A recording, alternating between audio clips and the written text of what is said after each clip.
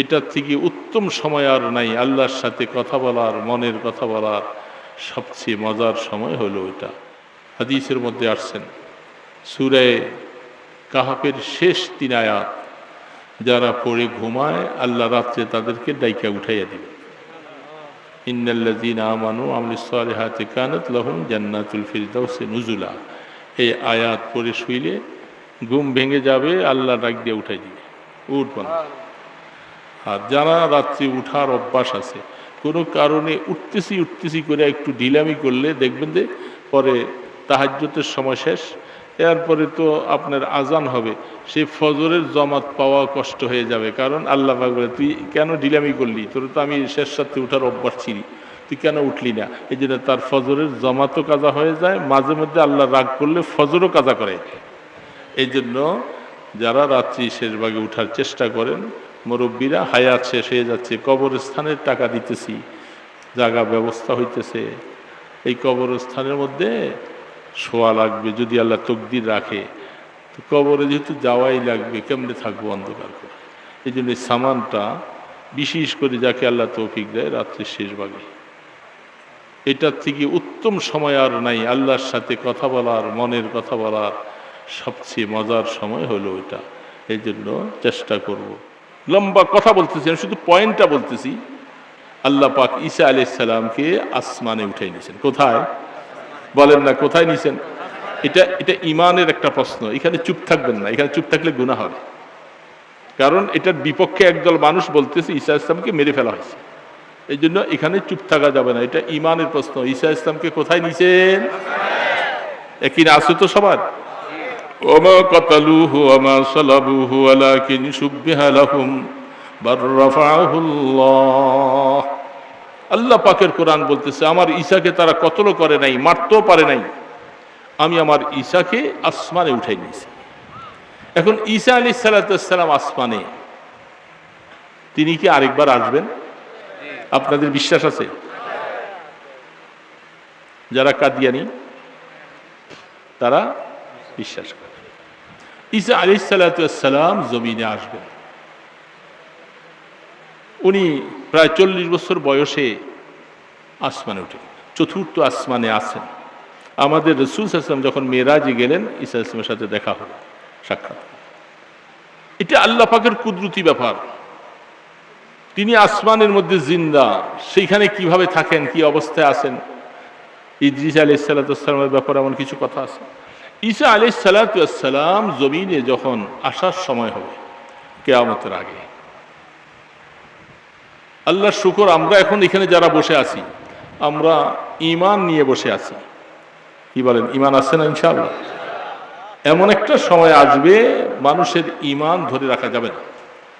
তখন এই সূর্যটা পশ্চিমে যাওয়ার পরে পূর্ব দিকে উঠার জন্য আল্লাহর কাছে অনুমতি চাওয়া হবে।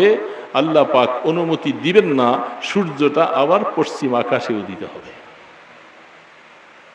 যখন সূর্যটা পশ্চিম আকাশে উদিত হইয়া দুপুর পর্যন্ত আসতে থাকবে, ওই সময়, এই সময় থেকে বাস তওবার দরওয়াজা বন্ধ, কারো ঈমান আর কবুল করা হবে না। কোন গুনাহগার যদি তওবা করতে চায়, তওবার কবুল নাই। কোন কাফির যদি মুসলমান হইতে চায়, আর তার ঈমান কবুল হবে না। ভয়াবহ একটা সময়। তারপর দিন থেকে সূর্য আবার আগের মতো উঠবে। এই সেখান থেকে যখন ঝামেলাগুলি শুরু হবে, আল্লাহু আকবার, আল্লাহ সুবহানাহু ওয়া তাআলা ঈসা আলাইহিস সালামকে পাঠাবার আগে ইমাম মাহদী আলাইহিস সালাম আসবেন। ইমাম মাহদী আলাইহিস সালাম এমন সময় আসবেন, তখন মনে রাখবেন ইমানদারেরা, সেই ইমানদারেরা মিনার ময়দানে মুসলমানের ভিতরে এত লড়াই হবে, সারা মিনার ময়দানটা রক্ত স্রোত বেয়ে চলবে। আরাফার ময়দানে এরকম বিশাল কতল কাতাল হবে। যখন এই পরিস্থিতি যখন চলতে থাকবে, তখন ইমাম মাহদী আলাইহিস সালাম আসবেন। তিনি আসার পরে মাত্র তখন 313 জন মানুষ মুসলমান ইমানদার বেঁচে থাকবে। সুবহানাল্লাহ। কয়শো জন? বদরের যুদ্ধের সাহাবী এই সংখ্যাটা বহুত বরকতওয়ালা একটা সংখ্যা। ওই সময় 313 জন মাত্র বেঁচে, যে 313 জনকে নিয়ে ইমাম মাহদী আলাইহিস সালাতু ওয়াস সালাম তারা সকলে খবর পাবে যে ইমাম মাহদী ইসলাম বাইতুল্লাহ ঘরের পাশে আসছে। যখন এই 313 জন যখন সেদিকে ছুটবে তাকে খোঁজ করার জন্য, তিনি টের পাইয়া তিনি সফর করে মদিনা শরীফ চললেন, উনি ধরা দিলেন। মদিনা শরীফ চলে যাওয়ার পরে 313 জন এরা আবার খোঁজার জন্য যখন ওনাকে মদিনা শরীফের দিকে তারা যখন যাবে, তিনি সেখান থেকে আবার মক্কায় চলে আসবেন। তিনি ধরা দিচ্ছে না যে আমি ইমাম মাহদী, আর তিনি ধরা দিচ্ছে না এটা আল্লাহ প্রদত্ত, তিনিও জানে না যে আমি ইমাম মাহদী। অনেক সময় বহুত মুজাদ্দিদ, কথায় কথা সূত্র আসে, বহুত মুজাদ্দিদ, বহু কুতুব, তারা অনেক সময় জানে না যে তিনি এই এলাকার কুতুব, এটা আল্লাহ প্রদত্ত, তিনি জানেন।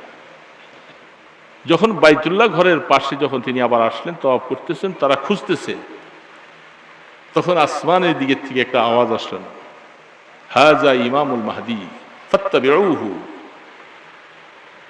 আল্লাহ পাকের তরফ থেকে আওয়াজ আসবে, তিনি ইমাম মাহদী, তোমরা সকল মুসলমান তার উপরে ঈমান আনো, এর অনুসরণ করে তার কথা মতো তোমরা চলো। এই ইমাম মাহদী ইসলাম আসলেন। এই সময়ের মধ্যে দামেস্কের মসজিদের ছাদের উপরে ঈসা আলাইহিস সালাম দুইজন ফেরেশতার কাঁধে ভর করে একটা গিরু রঙওয়ালা কাপড় আর একটা হলদা বর্ণের কাপড়, দুইটা কাপড় পরিহিত অবস্থায় তিনি আইসা মসজিদ দামেস্কের মসজিদের ছাদের মধ্যে নামবে। এই কাপড়টার লেবাসের দ্বারা বোঝা যাচ্ছে উনি একজন একেবারে সাধারণ মানুষের মতো। এই গিরু কাপড়ের রং আর ওই কাপড়।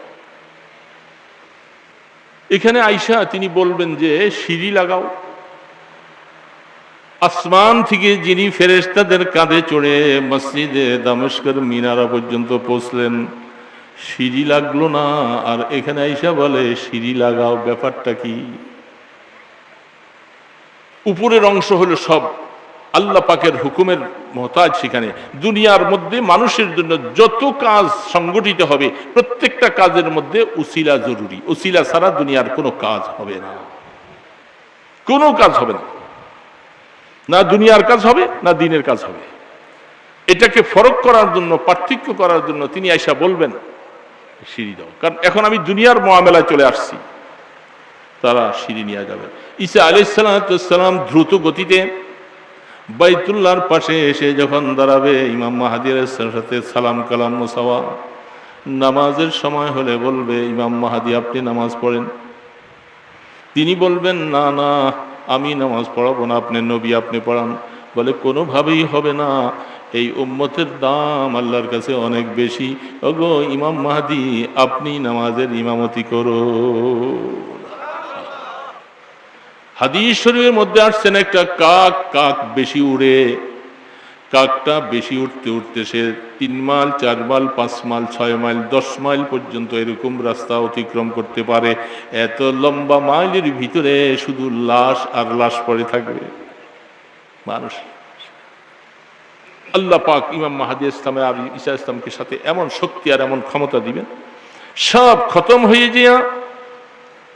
যখন দাজ্জালকে খোঁজা হবে, ইমাম মাহদী ইসলামের তখন প্রায় মৃত্যু হয়ে যাবে, তখন শুধু ঈসা ইসলাম একা ওই পোশাক পরিহিত অবস্থায় আছে। তিনি ছুটবে, যখন বাতাসের মতো দাজ্জাল ছুটবে, তার ক্ষমতা অনেক কিছু, আপনারা বহু শুনছেন, সেটা বলতে যাচ্ছি না। দাজ্জালের দিকে ছুটবে, লুদ নামীয় পাহাড়ের সেই গেটে দাজ্জাল এত বড় শক্তিওয়ালা, একজন মানুষকে কাইটা সামনের ভিতরে জিন্দা করে, আমার বাবাকে জিন্দা করে দেখাইয়া বলবে আমি কি তোমার খোদা না? এখন এই লোকটা বলবে আশ্চর্য কথা, আমার বাবা মারা গেছে কত বছর আগে, আমার বাবাকে জিন্দা করে দেখাচ্ছে। আর তখন ইমানদার বলবে আমার বিশ্বাস হয়ে যায়, আল্লাহর নবীর হাদিস থেকে শুনেছি, ওলামায়ে কেরামদের কথা থেকে শুনেছি, যখন এই কাজ তুমি করবা আসলে তুমি দাজ্জাল শয়তান, তুমি ইমানদার না। ইমানদার তার উপর তখন ইমান আনবে না। আল্লাহ তখন বলবে ইমান আনবে না, আসো মুহূর্তের ভিতরে আপনাকে দুইটা টুকরা করে ফেলবে। টুকরা করার পরে আবার জিন্দা করে বলে যে আমি কি তখন এত কিছু পারি না? বলে এখন আমার ঈমান পুরা মজবুত হয়ে গেছে। যে এই কথাগুলি আমরা আল্লাহর নবীর হাদিস থেকে শুনে আসছি যে এই অবস্থা হবে যে তুমি যখন মানুষকে মারবা আবার জিন্দা করতে পারবা, তুমি দাজ্জাল, তোমার উপরে ঈমান আনা যাবে না, আর সে পারবে না আপনাকে আমাকে মারতে। আপনি দুনিয়ার থেকে চলে যাচ্ছেন, বিশাল সম্পদ রেখে গেলেন। আপনার একটা সন্তান, কয়েকটা সন্তানই আছে, একটা সন্তান আপনার সম্পদ, আপনার সব কিছু হেফাজতে রাখার জন্য সবসময় পরিশ্রম করে সুন্দর করে পুরাপুরিভাবে সব কিছু করলেন, আপনার কবর জিয়ারত করে বাবার রেখে যাওয়া সমস্ত কিছু কাজগুলি সব সুন্দর করে। বলেন তো এই সন্তানটার প্রতি আপনার মায়া বেশি হবে না অন্য সন্তানের প্রতি বেশি? এখন আপনি তো, আমি তো মরে যাওয়ার পরে কিছু বুঝবো না, কিন্তু রাহমাতে দো আলম আল্লাহর হাবিব তিনি কবরে জিন্দা। কি বলেন? ঠিক আছে না? কোনো সন্দেহ আছে? যার সন্দেহ থাকে ঈমান দুরুস্ত করে নিতে হবে। রাহমাতে দো আলম কবরে জিন্দা, অহুম ইউসাল্লু, তারা নামাজ পড়েন, আরামে আছে। রাসূল এই সিস্টেমটা দুনিয়াতে থাকতে বানিয়ে দিয়ে গেলেন, যেহেতু আমার পরে এই উম্মতের দিশারি হিসাবে, রাহনুমা হিসাবে ঈসাকে জমিনের মধ্যে আল্লাহ তুমি পাঠাইবা। এমনকি হাদিসের ব্যাখ্যার মধ্যে পাওয়া যায় যেই দিন জিবরিল আলাইহিস সালাতু ওয়াস সালাম মারিয়াম আলাইহিস সালাতু ওয়াস সালামের সামনে ফু দিতে গেলেন, সেই দিন জিবরিলের চেহারাটা আল্লাহর নবীর চেহারার সুরত ধরে গিয়েছিল।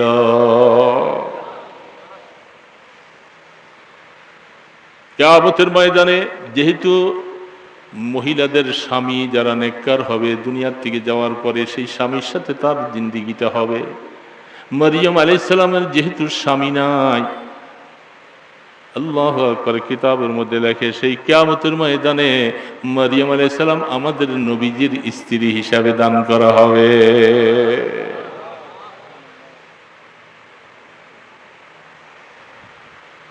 সেই সন্তান, সেই মায়ের সন্তান হযরতে ঈসা জমিনের মধ্যে আইসা আল্লাহর নবীর দেখে যাওয়া দিনটাকে বাজি করে নিজের জীবনের উপরে চড়াও উতরাও করে সব খতম করে ধ্বংস করে জমিনের মধ্যে আবার দিনটাকে কায়েম করাইছে।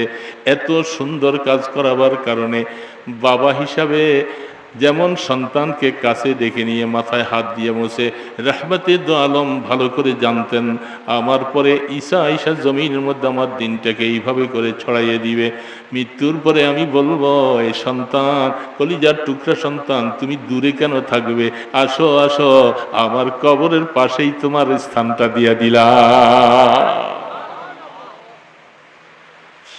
সন্তানের জন্য জায়গা ঈসা আলাইহিস সালাতু ওয়াস সালাম কিয়ামতের ময়দানে রসুল, আবু বকর সিদ্দিক, ওমর, ঈসা ইসলাম একই কবরের থেকে একসাথে তারা সেদিন উঠবেন।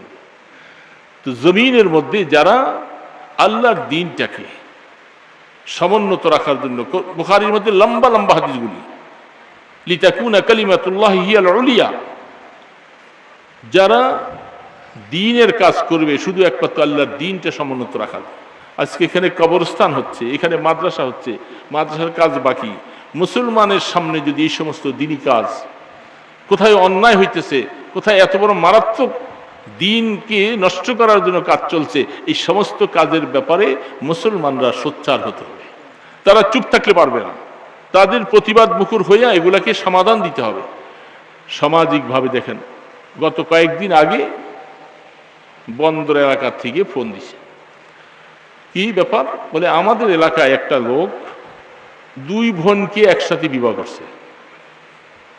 দুই বোন, এক মায়ের দুই মেয়ে, এক বেচারার স্ত্রী। হালাল না হারাম? এখন প্রথম স্ত্রী যেটা বিবাহ করছিল সেটা তো তার বৈধ স্ত্রী, পরে যেটা বিবাহ করলো এই স্ত্রীটা হলো অবৈধ। এর ঘরে যে সন্তানগুলি হয়েছে সবকিছু কি হয়েছে? জারজ সন্তান না, অবৈধ সন্তান। এখন উনি আমাকে ফোন দিয়া বলতেছে ওই বেটা তো দুনিয়ার থেকে মরে গেছে হুজুর, এখন আমরা সামাজিকভাবে তাদেরকে বাইর করে রাখছিলাম, এখন ওই ছেলেরা বড় টড় হইয়া পয়সাওয়ালা হইয়া দাপট দিতেছে, আমাদেরকে সমাজে নিতে হবে, আমাদের পঞ্চায়েত নেওয়া লাগবে বেশি। হুজুর আমরা কি করব? বলে আপনি কি করবেন বলা যায় না, এখানে আল্লাহকে ভয় করতে হবে। এই সমস্ত জারর সন্তানকে সমাজের মধ্যে আপনাদের চেষ্টায় জায়গা দেওয়া যাবে না, সে তো দুনিয়াতেও অপদার্থ, আখেরাতেও অপদার্থ হবে, কেন তাদের কিভাবে দুনিয়াতে জায়গা দিবেন আপনারা?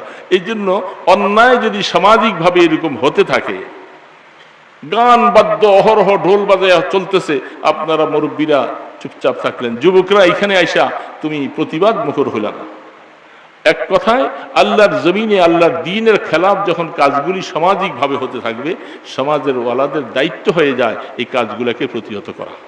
কি বলেন, ঠিক না বেঠি? এরকম অন্যায় কাজগুলাকে প্রতিহত করা। আর যেগুলি সমাজের মধ্যে ইমানদারের রূহ জিন্দা করবে, তার নেক সওয়াব বাড়াই দিবে, এই সমস্ত কাজের মধ্যে আগিয়ে আসা, এটা মুসলমানের হক, দায়িত্ব, এটা মনে রাখতে হবে। যে কারণে গোরস্থানের কাজ করা এটা জীবনের শেষ জায়গা, শোয়ার জায়গা। এখন আপনার এখানে মাটি কপালে আছে না নাই, এটা আপনি হয়তো কেউ জানে কোথায় মৃত্যু হবে, কোথায় মৃত্যু হবে।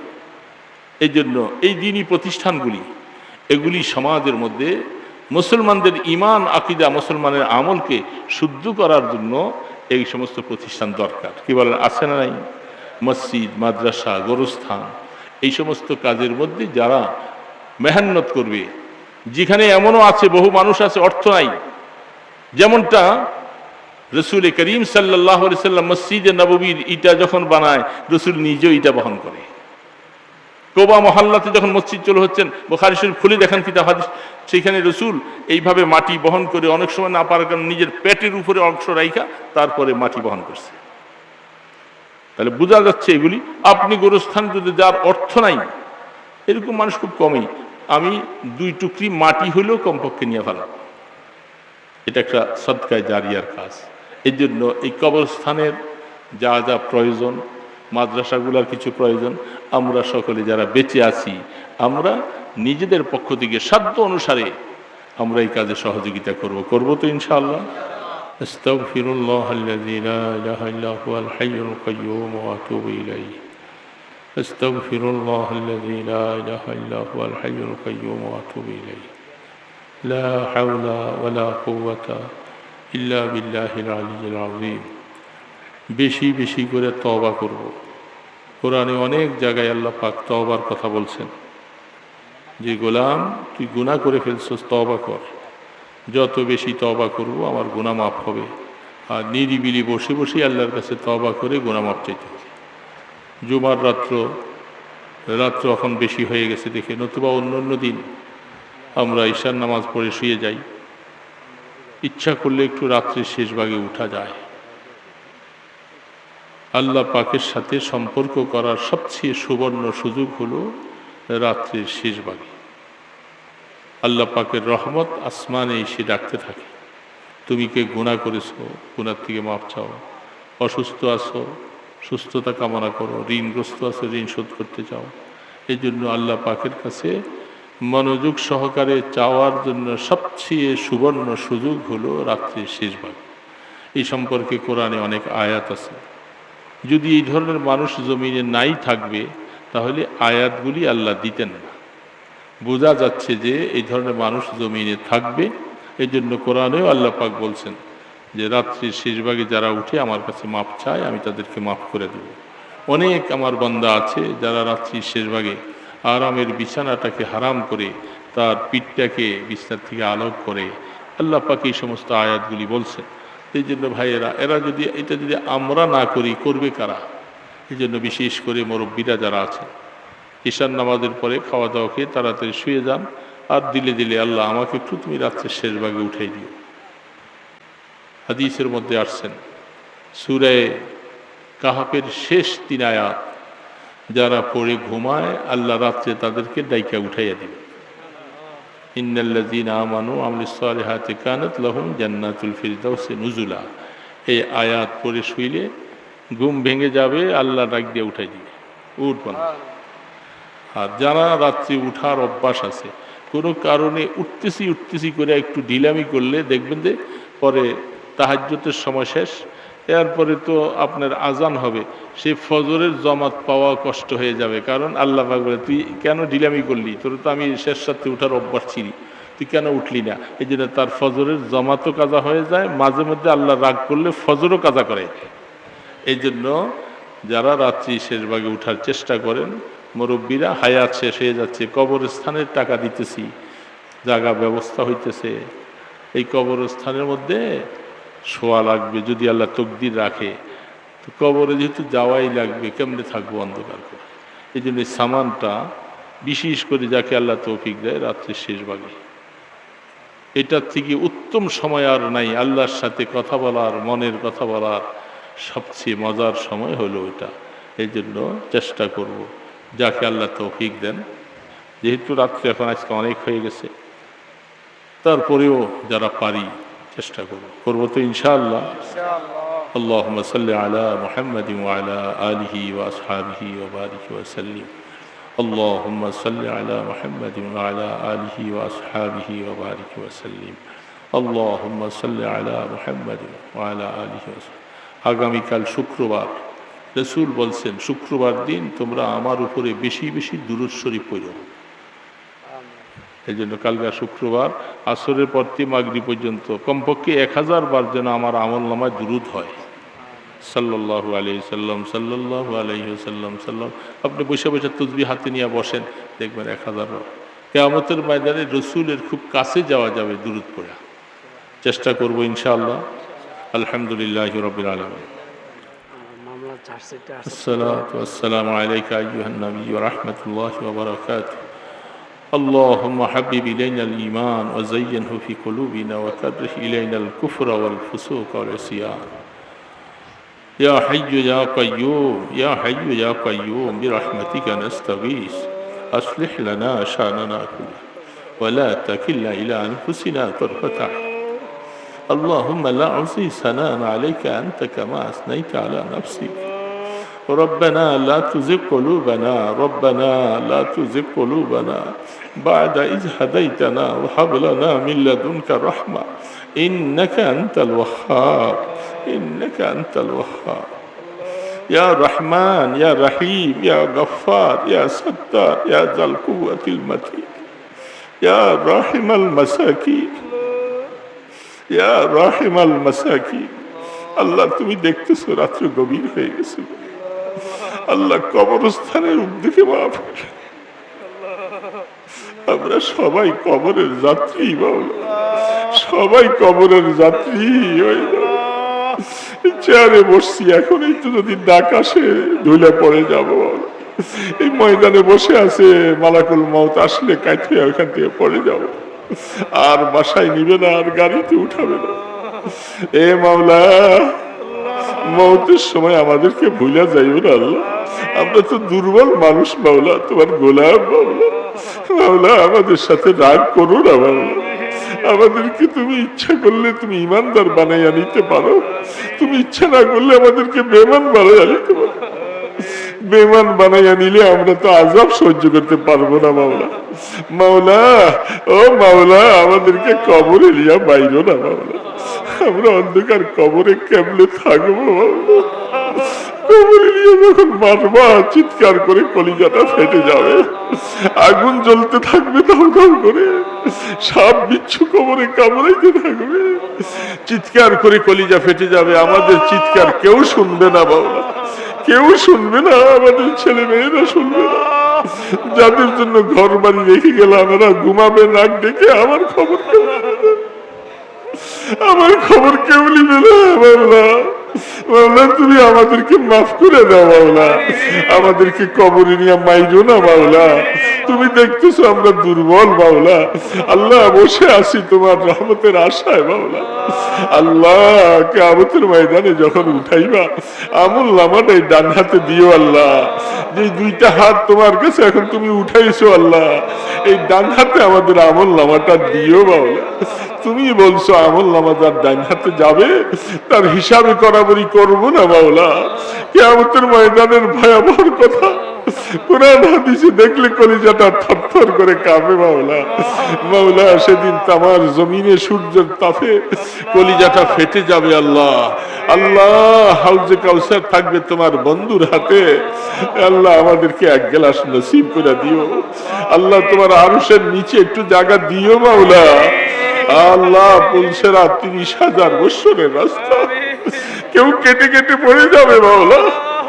জাহান্নাম ধাউ ধাউ করে জ্বলবে, বলতে থাকবে বারবার করে তারে ধরো, খুযুহু ফাগুল্লু সুম্মাল জাহিম সাল্লু সুম্মা ফি সিলসিলাতিন যারুহা 70 যিরান ফাসলুকু। 70,000 জিঞ্জির দিয়া বাঁধা থাকবে জাহান্নাম। তর্জন গর্জন করবে জাহান্নামীকে দেখলে। আল্লাহ আল্লাহ আমাদেরকে ফানা দিয়ে দিও আল্লাহ। আল্লাহ তোমার কাছে আমরা ফানা চাই আল্লাহ। আল্লাহ আমাদেরকে বার্ধক্য এমন দিও না, তোমার রসুল ফানা চাইছে যেন ছেলে মেয়েদের উপরে বোঝা হয়ে যায় আল্লাহ। এরকম হায়াত থেকে আমাদেরকে বাঁচিয়ে ছেলে মেয়েরা খাদমত করে বিরক্ত হয়ে যায় আর মনে মনে কামনা করে বুড়া কবে মরবে। আল্লাহুম্মা ইন্নী আউযু বিকা নুরাদ্দা ইলা আরজালি উমর। আল্লাহ আরজালি উমর থেকে তোমার কাছে ফানা চাই। হুশ ও জ্ঞানের সাথে আমাদেরকে মওত দিও আল্লাহ। রাস্তায় ঘাটে বেইজ্জতি করে মওত দিও না, সিগাল কুকুরের মতো মওত দিও না, জানাজা হারা করে মওত দিও না আল্লাহ। এ মাওলা এই মাদ্রাসা মসজিদ কবুল করো আল্লাহ, এই গোরস্থান কবুল করো। এ আল্লাহ যারা শুয়ে আছে এবং যারা আশপাশে শুইবে আল্লাহ সবাইকে ঈমানের মওত নসিব করো আল্লাহ। মাওলানা জাহাঙ্গীর সাহেব দোয়া চেয়েছে, মামলার চার্জশিট হয়ে গেছে, আল্লাহ তাকে ইজ্জতের সাথে খালাসি দান করে দিও আল্লাহ। আমাদের অনেকগুলি মামলা আল্লাহ হেফাজতের মামলা আল্লাহ, আমাদেরকে বেল কেটে দিছে, ওয়ারেন্ট হয়ে গেছে আল্লাহ। তোমার কাছে আশ্রয় চাইতেছি, সরকারি লোকগুলাকে আল্লাহ তুমি দিল নরম করে দাও আল্লাহ। আল্লাহ তোমার দ্বীনের জন্য আমরা কাজ করেছি আল্লাহ, তুমি আমাদেরকে বেইজ্জতি করো না আল্লাহ। যারা এই টাকা পয়সা দিয়েছে সবার দান কবুল করো আল্লাহ, বাকি টাকার ব্যবস্থা করে দাও এ আল্লাহ।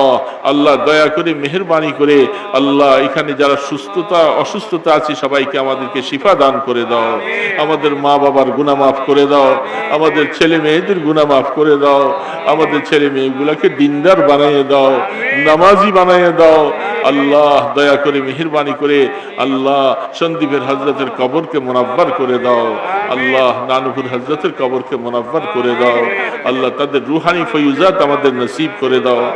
মদিনা ওয়ালার দরবারে লক্ষ কোটি দুরুদ ও সালামের হাদিয়া পৌঁছে দাও আল্লাহ। তোমার ইসমে আজমের উসিলায়, তোমার হাবিবের কদম মোবারকের উসিলায় আমাদের দোয়াগুলি কবুল ফরমাও। সাল্লাল্লাহু তাআলা আলা খায়রি খালকিহি মুহাম্মাদি ওয়া আলা আলিহি ওয়া আসহাবিহি আজমাইন বিরহমাতিকা ইয়া আরহামার রাহিমিন।